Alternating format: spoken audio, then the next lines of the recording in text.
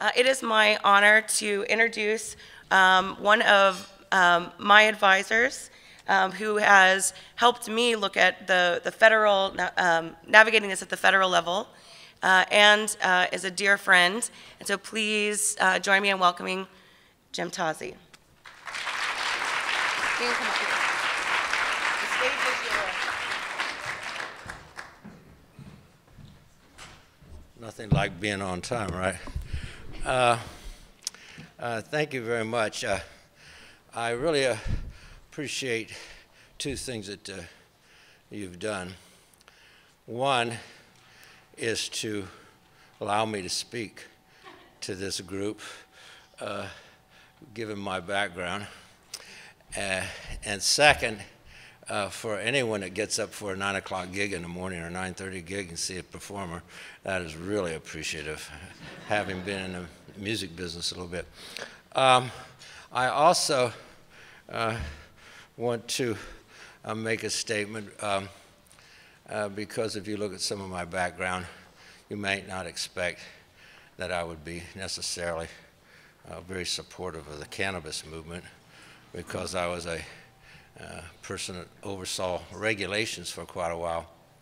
And normally when I was introduced, I was up to the Congress one time, and this senator called me up, and I was testifying, and he said, you know, the committee is very fortunate today. We have a very credentialed person, Mr. Jim Tozzi.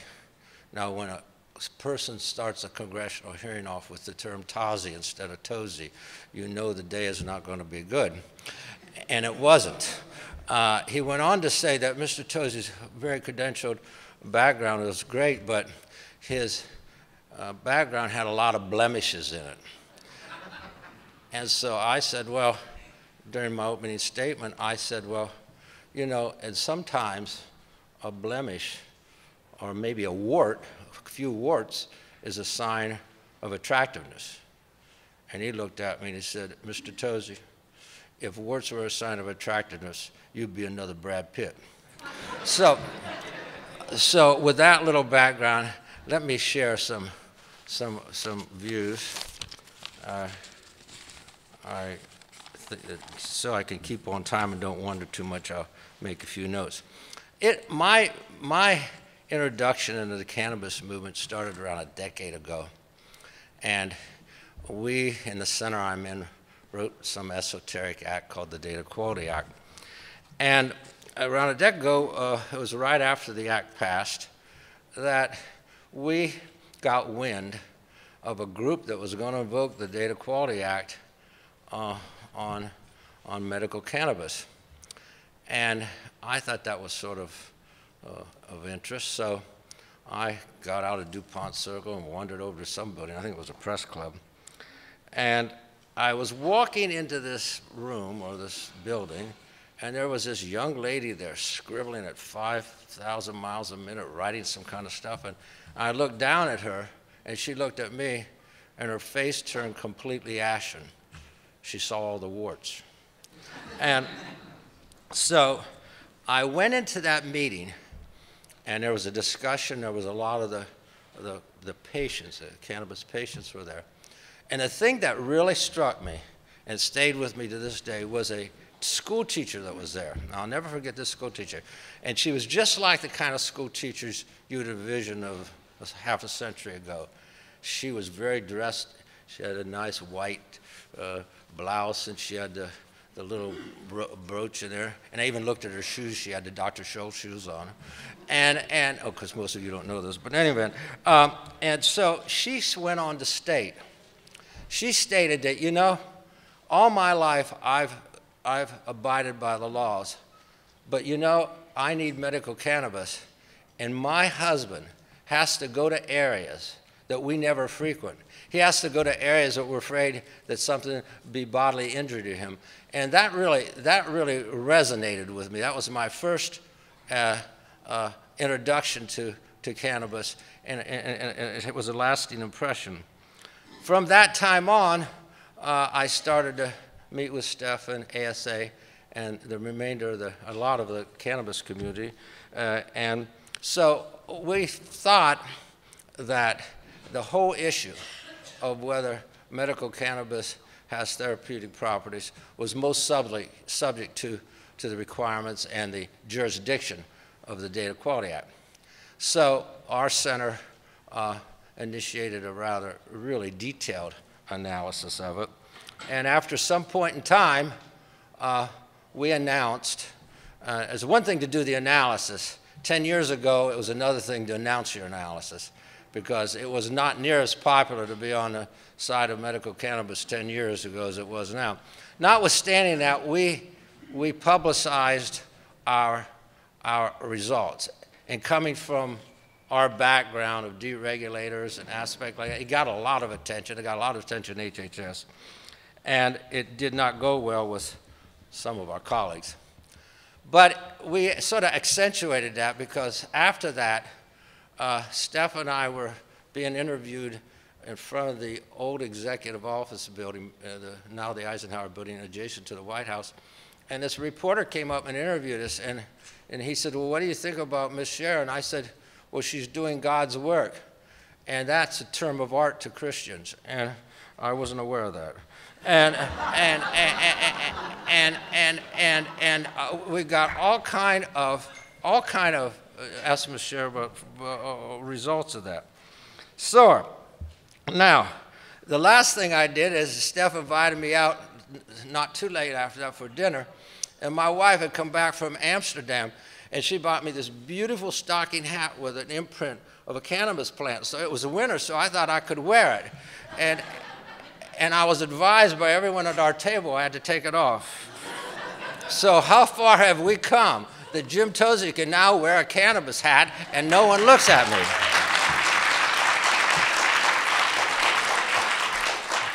And I think it's very easy for people to forget. I would have never imagined that I would be sitting here 10 years after those events, and 20 states and the District of Columbia has taken positive actions on the legality of that. I think you have made unbelievable accomplishments. I mean, that is so, that is so big, it's so comprehensive to me, it's very hard to, oh no, that's not my phone, is it? At my age, you get mixed up. So let me go on now. I'm going to give you a couple views, because I think this conference that you have today is really a juncture because of the events of the last year. And here you have leaders of the cannabis community here, and I think you really should look at some real important directions and choices that you have. Now, I'm going to give you my views, but as my father said, I had worked in OMB for a long time, the budget office, and he said, on all that, before I got in the regulatory business, I worked on the budget. And he said, you know, Jim, maybe you should get a new line of work. And I said, why is that, Dad? He said, the longer you stay, the more the deficit increases. So you have to take some of my advice in that light. You got to look at what experts are. They're sometimes right, sometimes wrong. But let me give you my views on a couple important things. And I did not discuss this with Steph, CRE, or anyone else. And the first thing I would ask you to look at, or at least think about in your movement today and decisions, is sort of a tier 1 and tier 2 type decision. And let me go what I think that a tier 1 decision that y'all might approach. And the question is, should and how medical cannabis become embedded into established institutional structures? Your term may be mainstream. Now, one fast route to do that is to be regulated. Now, I hate to make statements about being regulated, because that carries sometimes a pejorative feeling to a lot of people. But there's a lot of upsides to regulation. There's a lot of downsides to regulation. It all has to do with the timing. Now, you might wonder why a person who's billed as a dereg person would make such a recommendation, or at least a consideration. Well, the center I'm with is called the Center for Effective Regulations. It's not the Center for No Regulation. And I think history will show that without regulation, a capitalistic, the regulations are the governor for a capitalistic society. And if you don't have any regulation, it'll chew you up, whether you're in the right lane or the wrong lane. So I really think that there's some need, and I know there's a lot of people who don't like regulation, that you should take a hard look in endorsing some type of regulation for medical cannabis. So the question then, and as I said, I think the passage of any such legislation would give, in my mind, unparalleled legitimacy, not that you don't have it already. So now, there are a couple perks of regulation. You're going to get, at wherever it is, a cadre of civil servants looking at your product. And you're going to get publicity. You'll have appropriated funds to look at a lot of activities. You'll have oversight. Some of it will be positive, some of it will be negative. But you become part of the scene. So my tier 1 recommendation is debate whether you want some type of regulation. Now let's go to the tier 2 debate. Steph, I have 4 more minutes, 5 minutes? Okay. Let's go to the tier 2 issue. The tier 2 issue is who regulates and what's the type of regulation. Now, you're in a place called Washington, D.C., and we read the Constitution that we regulate everything, and if there's anything left, we'll give it to the states. Now, there's some people that read the Constitution a little different, and some that don't, okay? But I really think that you ought to take a look at starting from the ground up with the states. These 20 states have looked at this, they have voted on it, they have experts in it, and they know their subjects. So I think you ought to look, if you are going to endorse, regulation, that you look at it in a way at the state level. Now you may ask, well, how and what would be the role of the federal government in that type of thing? And there is precedent for that. I don't want to go into all the details, but I have a very website devoted to regulations, and not too long ago some musicians from New Orleans were there, and they said, what do you do, Jim? And I had them look at my website, and they said it's the most boring site we've ever seen in our life.